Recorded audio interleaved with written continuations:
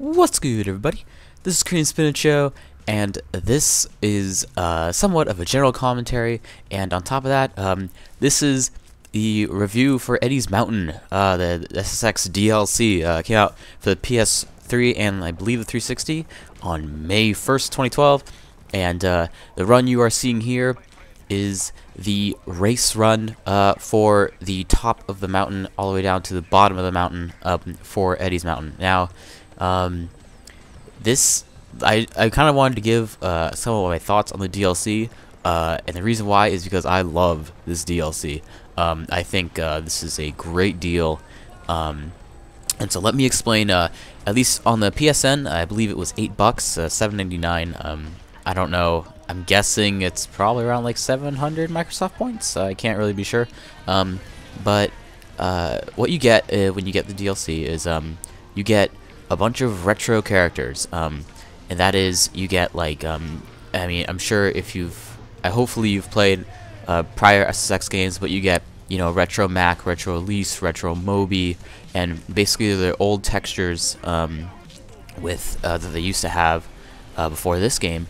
And of course you could get multiple costumes with you can still buy all the regular items and boards with them, and they all come with their own boards. Now the only gripe I have about this DLC is what follows, and that is you know, you pay money, real money to buy the DLC. You install it, and then in order to unlock those retro characters, you have to pay 1,000 virtual credits. And yeah, I know it's ridiculous. I mean, it's only 1,000 credits is.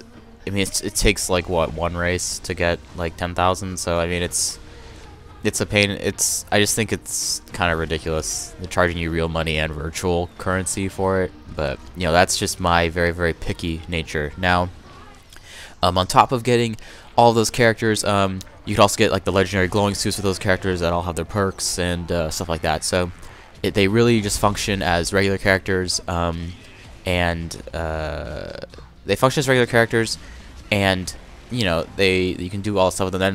Now the only problem I have with, again, aside from the virtual stuff, is that I really wish they kind of had the retro tricks that came with those characters. So you know, Mac's version of walking the dog is still the same as his current version in this game. It'd be kind of cool if they put in, I don't know, his SSX tricky version of walking the dog, because I really like, and you know, give you the ability to hold the trick down, like in 3.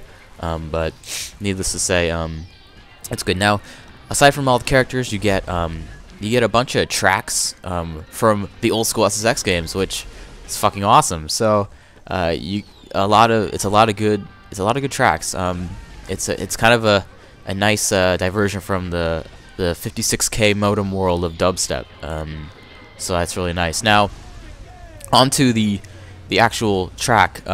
You're seeing it right now, and yes, it's about 7,500 meters long from top to bottom, which means one run, and this is race too, and I think I may get gold. I doubt it though, but and it takes 6 minutes just to get, at least for me, and I'm by no means the best player at all. I mean, there are tons and tons of people way better than I am, but it still takes a long time. Now, the reason why I'm showing you a race and not a trick run is because I was going to say the trick run for another video, because it takes super long.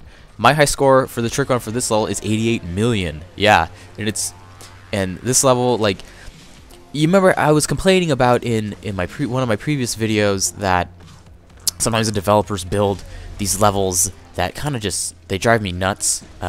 You know, like there are some levels in Patagonia and the Alps, where it's just like, oh, we're gonna build this really slender path with winding turns, and you know, you won't be able to actually, like, you have to like go really slowly so you don't fall off, and it basically just turns into a rewind fest, and it's very difficult for that. But now this level, as you're seeing now, it's fucking awesome. Like, it's built like at all the SSX levels should be built.